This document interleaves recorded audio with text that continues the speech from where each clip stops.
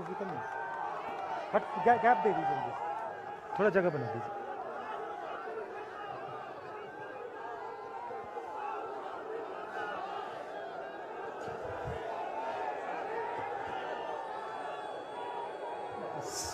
Stage पे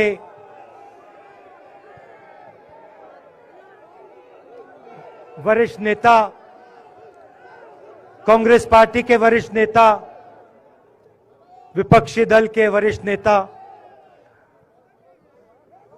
हमारे प्यारे कार्यकर्ता, भाइयों और बहनों, प्रेस के हमारे मित्रों, आप सबका यहां बहुत बहुत स्वागत।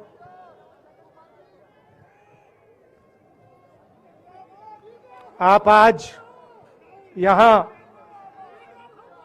बर्फ में खड़े हैं, मगर आप में से किसी को सर्दी नहीं लग रही है। आप बारिश में खड़े हुए, कोई भीगा नहीं। गर्मी में आपको गर्मी नहीं लगी, सर्दी में आपको सर्दी नहीं लग रही है, क्योंकि देश की शक्ति आपके साथ है।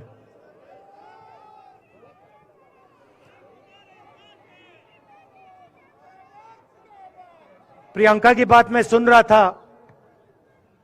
प्रियंका ने कहा मेरे मैसेज के बारे में, प्रियंका ने कहा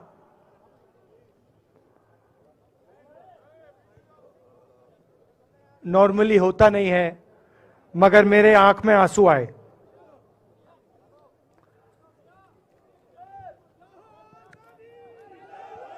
क्योंकि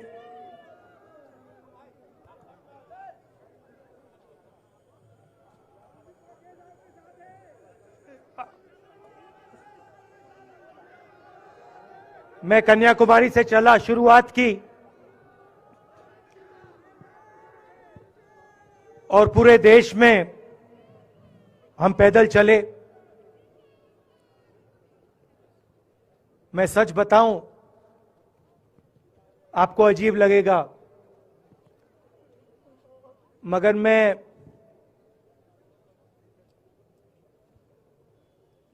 बहुत सालों के लिए हर रोज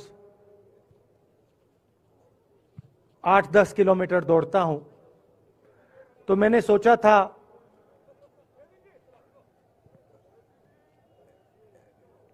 देश कन्याकुमारी से कश्मीर चलने में इतनी मुश्किल नहीं होगी। मेरे दिल में था कि आसान होगा, फिजिकली मेरे लिए ये मुश्किल काम,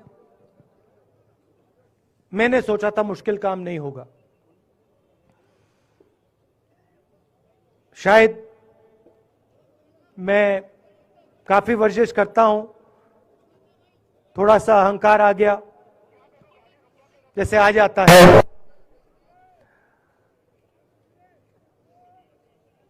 मगर फिर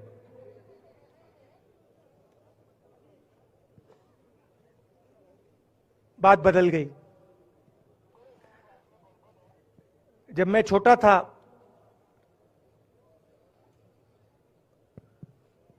फुटबॉल खेलता था,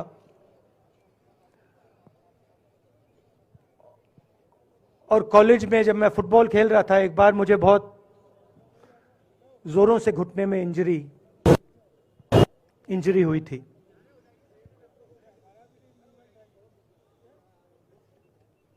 मैं उसको भूल गया था।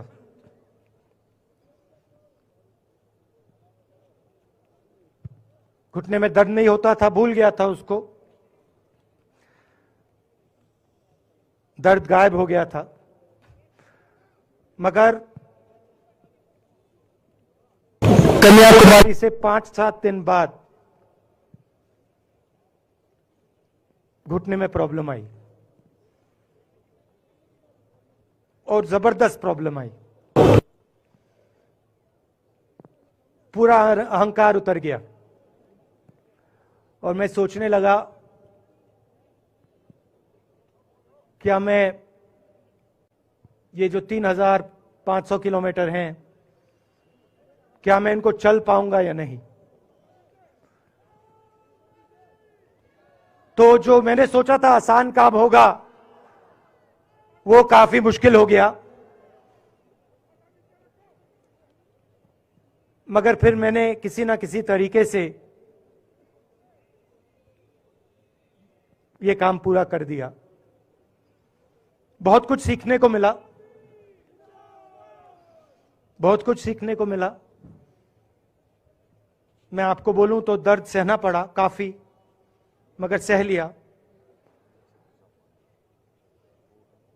रास्ते में एक दिन मुझे दर्द हो रहा था, काफी दर्द हो रहा था, और मैं सोच रहा था अब 6-7 घंटे और चलने हैं। और उस दिन मुझे लग रहा था कि आज मुश्किल है। और एक छोटी सी बच्ची आई, दौड़ती हुई आई मेरे पास, और मुझे कहती है कि मैंने तुम्हारे लिए कुछ लिखा है, मगर तुम अभी मत पढ़ो, इसको बाद में पढ़ना।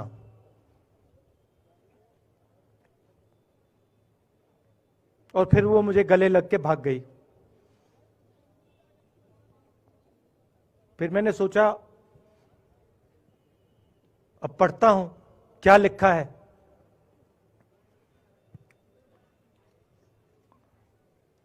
तो उसने लिखा था कि मुझे दिख रहा है कि आपके घुटने में दर्द है, क्योंकि आप जब उस पैर पे वजन डालते हो तो आपके चेहरे पे दिखता है कि दर्द है। मगर मैं आपको बताना चाहती हूं कि मैं आपके साथ कन्याकुमारी नहीं चल सकती हूं, क्योंकि मेरे माता पिता नहीं चलने दे रहे हैं। मगर मैं दिल में आपके साथ, आपके साइड में चल रही हूं, क्योंकि मैं जानती हूं कि आप अपने लिए नहीं चल रहे हो, आप मेरे लिए चल रहे हो, और आप मेरे भविष्य के लिए चल रहे हो। और उसी सेकंड में, पता नहीं अजीब सी बात है, उसी सेकंड मेरा दर्द उस दिन के लिए गायब हो गया। दूसरी बात, मैं चल रहा था और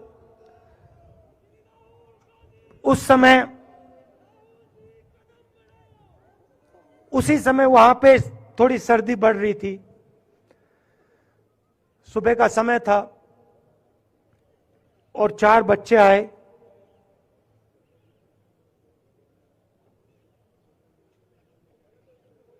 पता नहीं कहना चाहिए या नहीं।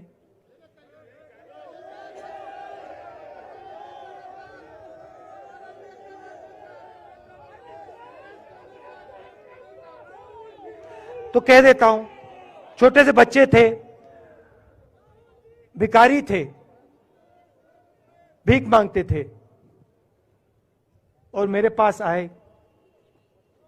कपड़े नहीं थे, मैंने देखा, शायद मजदूरी भी करते थे तो थोड़ी मट्टी थी उन पे। खैर, मैं ये चीजें देखता नहीं हूं, तो मैं उनके साथ गले लगा, घुटनों पे गया, ऐसे उनको पकड़ा मैंने, क्योंकि मैं उनकी लेवल पे रहना चाहता था। और फिर, नहीं सुनिए, मैं ये बात कहना नहीं चाह रहा था, मगर कह दूंगा। तो उनको ठंड लग रही थी, वो कांप रहे थे, शायद उनको खाना नहीं मिला था, छोटे बच्चे मजदूरी कर रहे थे।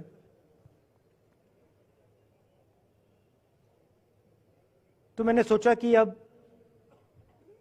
अगर ये स्वेटर नहीं पहनते हैं, अगर ये जैकेट नहीं पहन रहे हैं, तो मुझे भी नहीं पहनना चाहिए। मगर मैं झिझका क्यों आपको बताना चाहता हूं, मैं झिझका क्यों आपको बताना चाहता हूं। जब मैंने ये खत्म किया, मैं चल रहा था, तो हमारे साथ एक व्यक्ति थे, उन्होंने मुझे मेरे कान में बोला, राहुल जी ये बच्चे गंदे हैं, इनके पास आपको ऐसे जाना नहीं चाहिए। तो मैंने उनसे कहा, वो आपसे और मुझसे दोनों से साफ हैं।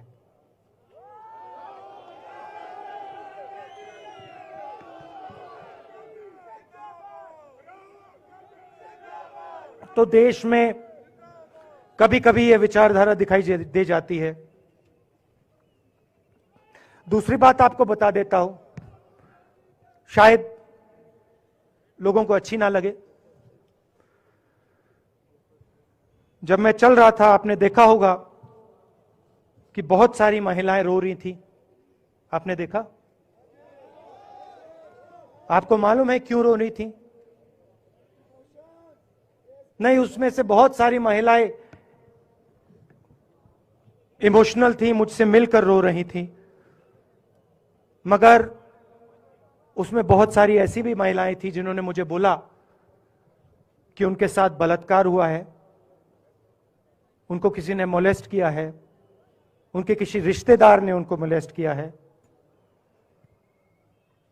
और जब मैं उनसे बोलता था, बहन मैं पुलिस को बताऊं, तो मुझे कहती थी, राहुल जी पुलिस को मत बताइए, हम चाहते हैं कि आपको यह बात मालूम हो, मगर पुलिस को मत बताइए, हमारा और भी नुकसान हो जाएगा। तो ये हमारी देश की सच्चाई है। ऐसी बहुत सारी और मैं कहानियां आपको बता सकता हूं।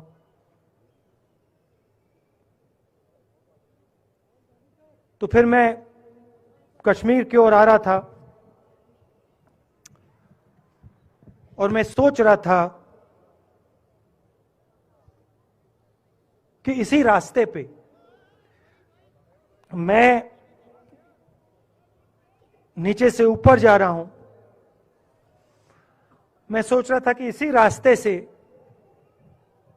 सालों पहले मेरे रिश्तेदार नीचे से ऊपर आए, सॉरी ऊपर से नीचे आए, कश्मीर से इलाहाबाद गंगा की ओर गए। और मुझे ऐसा लग रहा था कि मैं वापस अपने घर जा रहा हूं।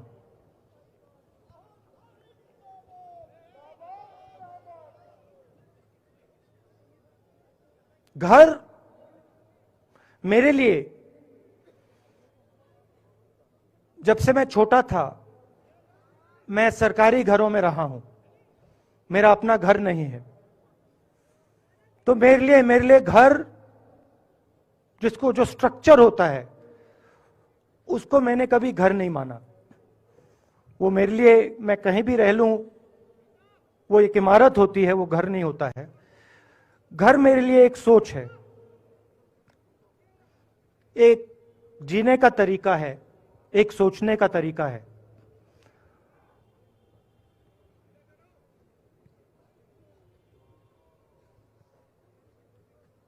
और यहां पे जिस चीज को आप कश्मीरियत कहते हो, उसको मैं अपना घर मानता हूं।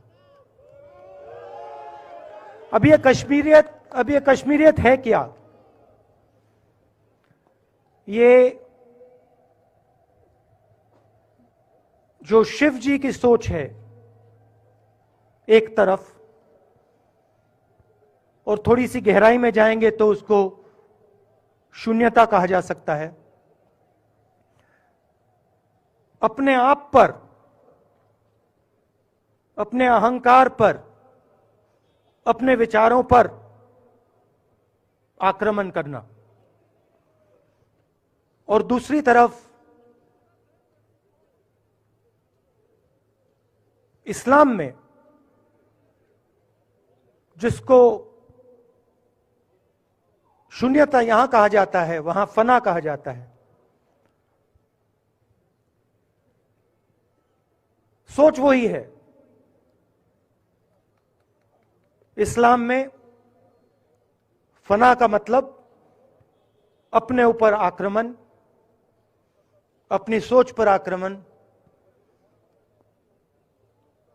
जो हम अपना किला बना देते हैं कि मैं ये हूं, मेरे पास ये है, मेरे पास ये ज्ञान है, मेरे पास ये घर है, उसी किले पर आक्रमण करना, वही है शून्यता, वही है फना। और इस धरती पे ये दो जो विचारधाराएं हैं,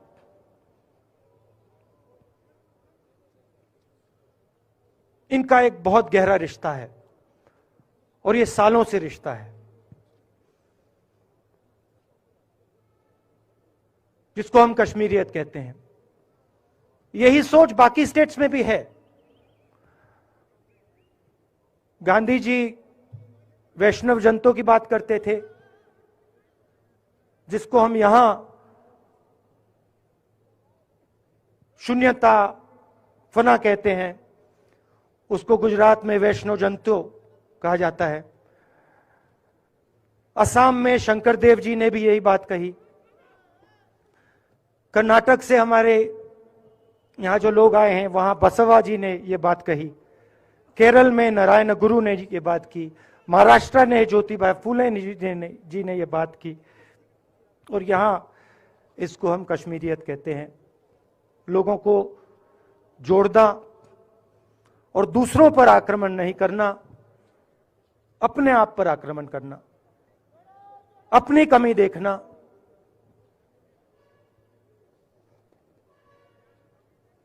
मैंने आपको कहा कि मेरा परिवार कश्मीर से गंगा की ओर गया था। इलाहाबाद संगम के बिल्कुल किनारे वहां पास में हमारा घर है।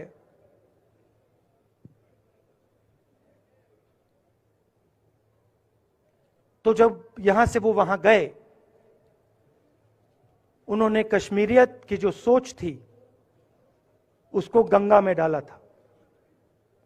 गंगा में ले गए उस सोच को और उत्तर प्रदेश में उस सोच को फैलाया था, जिसको उत्तर प्रदेश में गंगा जमुना तहजीब कहा जाता है।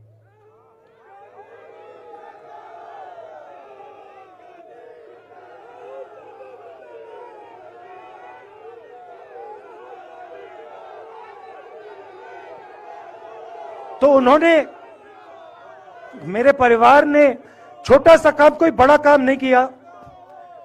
जो आपने उनको सिखाया, जो जम्मू कश्मीर के लोगों ने उनको सिखाया, लद्दाख के लोगों ने सिखाया, क्योंकि उसमें बौद्ध धर्म भी है, उनके पास भी वही सोच, शून्यता की सोच उधर भी है। वो उसको ले गए और उस विचारधारा को, सोच को गंगा में उन्होंने रखा। तो मैं ये सोच रहा था, जब यहां आ रहा था, पैदल चल रहा था, और मुझे सिक्योरिटी वालों ने कहा था कि देखिए, आप पूरे हिंदुस्तान में चल सकते हो, जम्मू में भी चल सकते हो, मगर आखिरी जो 4 दिन हैं कश्मीर में, आपको गाड़ी से जाना चाहिए।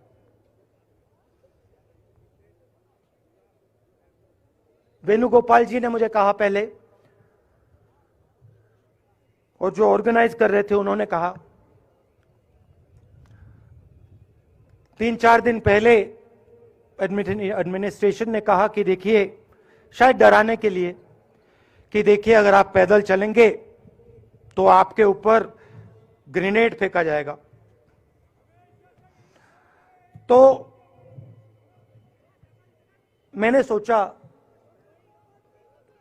नहीं सुनिए, मैंने सोचा कि ऐसे करते हैं, मैं अपने घर वापस जा रहा हूं, 4 दिन पैदल चलूंगा, अपने घर के जो लोग हैं उनके बीच में चलूंगा। और मैंने सोचा कि जो मुझसे नफरत करते हैं उनको क्यों ना मैं एक मौका दूं कि मेरी सफेद शर्ट का रंग बदल दें, लाल कर दें।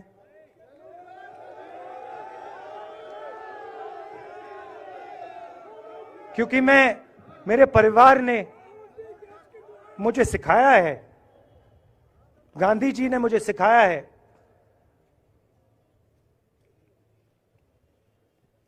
कि अगर जीना है तो डरे बिना जीना है, नहीं तो जीना नहीं है।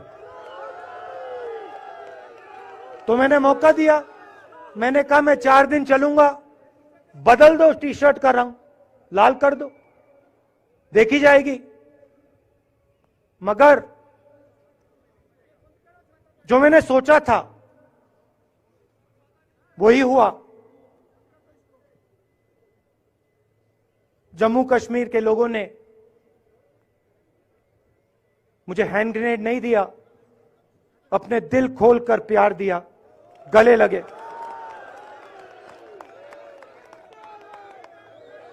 और मुझे बहुत खुशी हुई कि उन सब ने मुझे अपना माना और प्यार से, बच्चों ने, बुजुर्गों ने आंसुओं से मेरा यहां स्वागत किया। मैं अब जम्मू कश्मीर के लोगों से और जो यहां हमारे सेना के लोग काम करते हैं, सीआरपीएफ के लोग काम करते हैं, उनको मैं कुछ कहना चाहता हूं। सबको, जम्मू कश्मीर के युवाओं को, बच्चों को, माताओं को, सबको, सीआरपीएफ के, बीएसएफ के, आर्मी के जवानों को, उनके परिवारों को, उनके बच्चों को मैं कहना चाहता हूं, देखिए मैं हिंसा को समझता हूं, मैंने हिंसा सही है, देखी है। जो हिंसा नहीं सहता है, जिसने हिंसा नहीं देखी है, उसे यह बात समझ नहीं आएगी। जैसे मोदी जी हैं, अमित शाह जी हैं, आरएसएस के लोग हैं, उन्होंने हिंसा नहीं देखी है।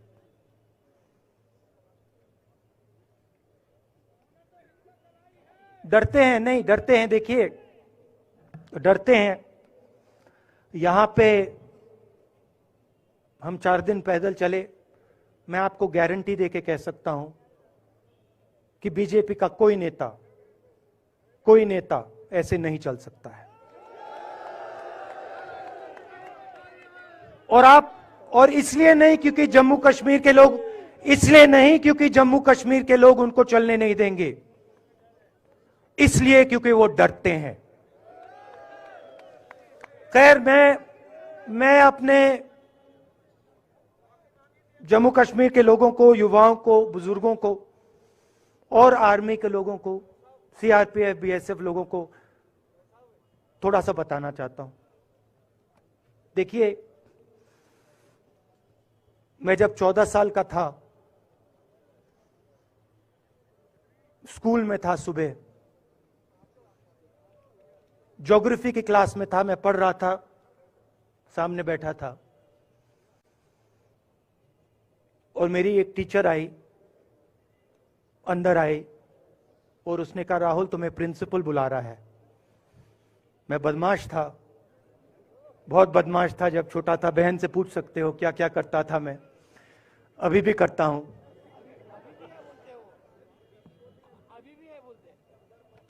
मैंने सोचा प्रिंसिपल बुला रहा है, मैंने कुछ गलती की होगी, अब मार पिटेगी। वहां पे केनिंग होती थी, मैंने सोचा था अब केनिंग होगी मेरी। मगर जब मैं चल रहा था, जिस टीचर ने मुझे बुलाया उसको देखकर मुझे कुछ अजीब सा लगा। और जब मैं प्रिंसिपल के ऑफिस पहुंचा तो प्रिंसिपल ने कहा राहुल तुम्हारे घर से फोन कॉल है।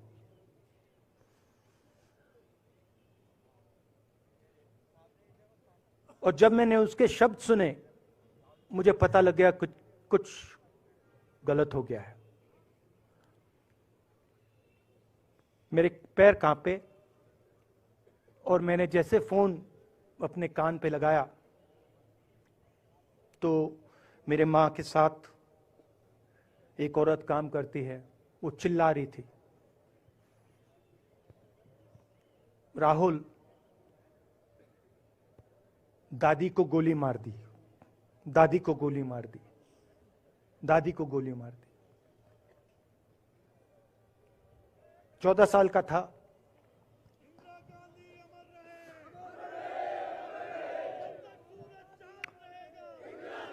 देखिए ये जो मैं कह रहा हूं, ये जो मैं अभी कह रहा हूं, ये बात प्रधानमंत्री को नहीं समझ आएगी, ये बात अमित शाह जी को नहीं समझ आएगी, ये बात डोवल जी को भी नहीं समझ आएगी, मगर ये बात कश्मीर के लोगों को समझ आएगी, ये बात सीआरपीएफ के लोगों को समझ आएगी, ये बात आर्मी के लोगों को समझ आएगी, उनके परिवारों को समझ आएगी। तो उन्होंने मुझे कहा, नाम ओंगमू है उसका, उसने कहा दादी को गोली लग गई, दादी को गोली लग गई। और फिर मुझे गाड़ी में वापस ले गए, प्रियंका को मैंने स्कूल से उठाया, मैं वापस गए।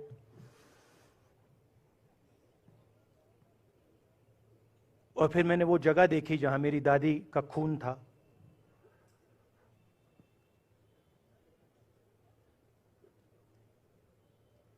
पापा आए, मां आई। मां बिल्कुल हिल गई थी, बोल नहीं पा रही थी।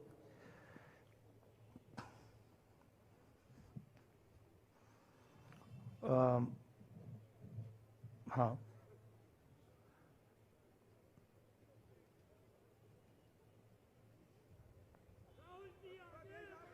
फिर क्या हुआ? तो जब जो हम लोग हैं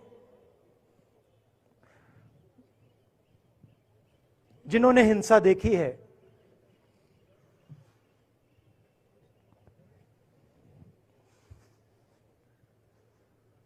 ये जो है ना,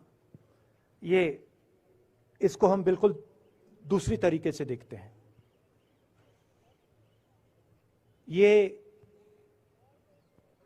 आप सबके लिए टेलीफोन है, ये हमारे लिए सिर्फ टेलीफोन नहीं है।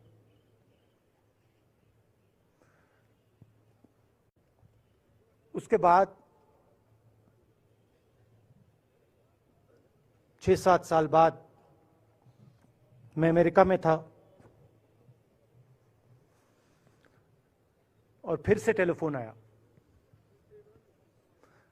21 में टेलीफोन आया।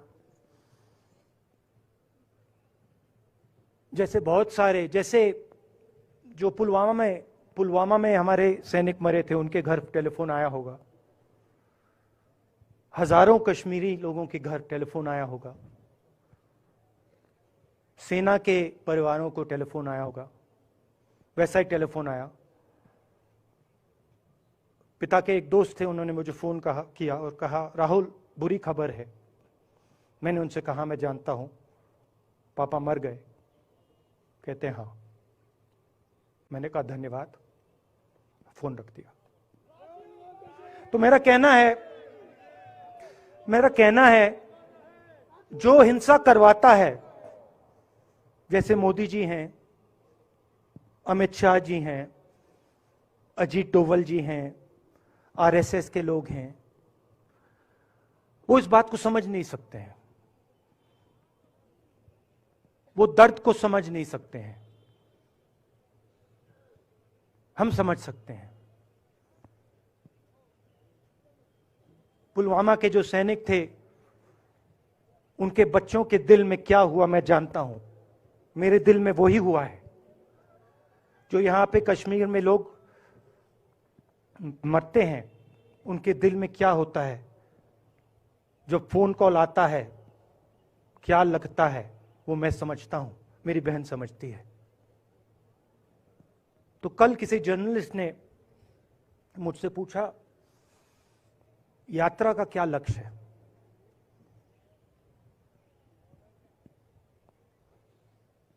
कहा कि यात्रा क्या अचीव करना चाहती है, जम्मू कश्मीर में क्या अचीव करना चाहती है। मेरे उस समय दिमाग में आया, मगर मैंने कहा नहीं बोलता हूं, कल भाषण में बोलूंगा।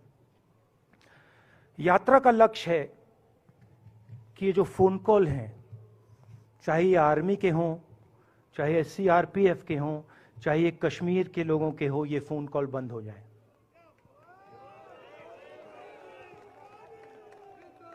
कि ये फोन कॉल किसी बच्चे को, किसी मां को, किसी बेटे को ना लेना पड़े। मेरा लक्ष्य ये जो फोन कॉल हैं इनको बंद करने का है। अब देखिए, बीजेपी आरएसएस के लोग आक्रमण किस चीज पे कर रहे हैं। मुझे गाली देते हैं, मैं उनका धन्यवाद करता हूं, क्योंकि मैंने आपको शून्यता की बात की, शिव की बात की, उसको मैं समझता हूं और मैं दिल से उनका धन्यवाद करता हूं कि जितना भी वो मेरे ऊपर प्रेशर डालें, जितनी भी गाली लगाएं, जो भी वो करें, उससे मैं सिर्फ सीखता हूं। तो मैं एक प्रकार से उनका धन्यवाद करता हूं।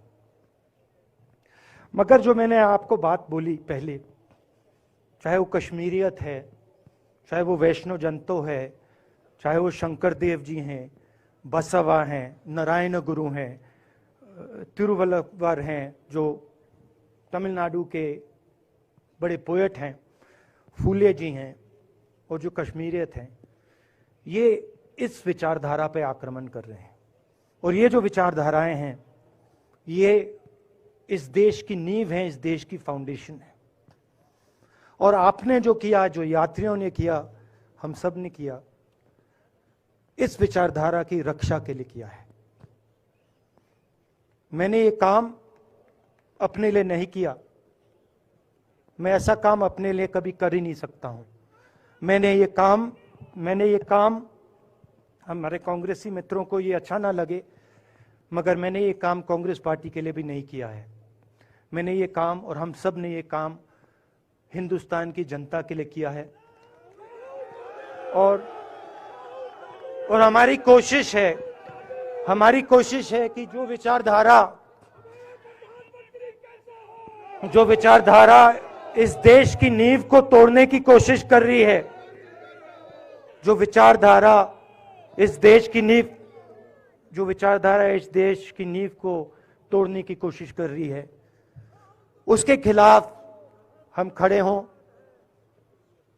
मिलकर खड़े हों, नफरत से नहीं, क्योंकि वो हमारा तरीका नहीं है, मोहब्बत से खड़े हों। मैं जानता हूं कि अगर हम मोहब्बत से खड़े होंगे, प्यार से बात रखेंगे, तो हमें सफलता मिलेगी। और उनकी जो विचारधारा है, उसको हम सिर्फ हराएंगे नहीं, मगर उस विचारधारा को हम उनके दिलों से निकाल देंगे। तो आपने, देश की जनता ने हमारा समर्थन किया। हमारी कोशिश है कि हमें, बीजेपी ने एक जीने का तरीका, राजनीतिक तरीका दिखाया है। हमारी कोशिश है कि हम एक और तरीका, जो हिंदुस्तान का तरीका है, मोहब्बत का तरीका है, वो हम देश को दिखाएं। हम देश को याद दिलाएं कि हिंदुस्तान मोहब्बत का देश है, इज्जत का देश है, भाईचारे का देश। तो हमने जो कहा था, छोटा सा कदम लिया है, बड़ा कदम नहीं है। नफरत के बाजार में मोहब्बत की दुकान खोलने की कोशिश की। धन्यवाद। जय हिंद।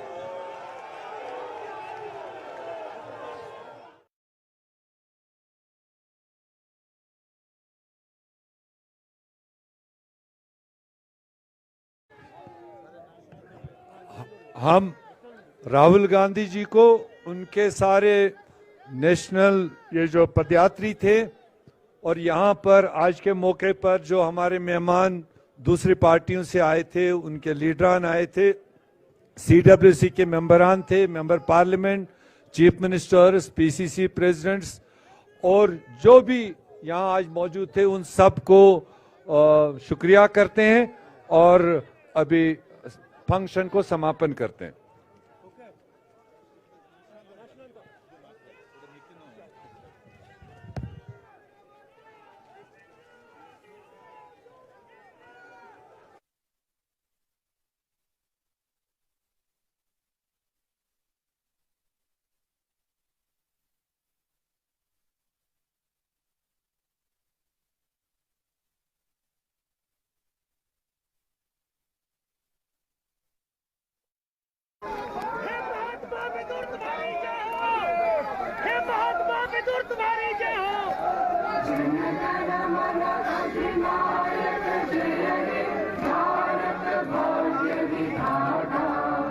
पंजाब सिंध गुजरात मराठा द्राविड उत्कल बंगा विंध्य हिमाचल यमुना गंगा उज्जल जलधि तरंगा तव शुभ नामे जागे तव शुभ आशीष मांगे गाहे तव जय गाथा जन गण मंगलदायक जय हे भारत भाग्य विधाता जय हे जय हे जय हे जय जय जय जय हे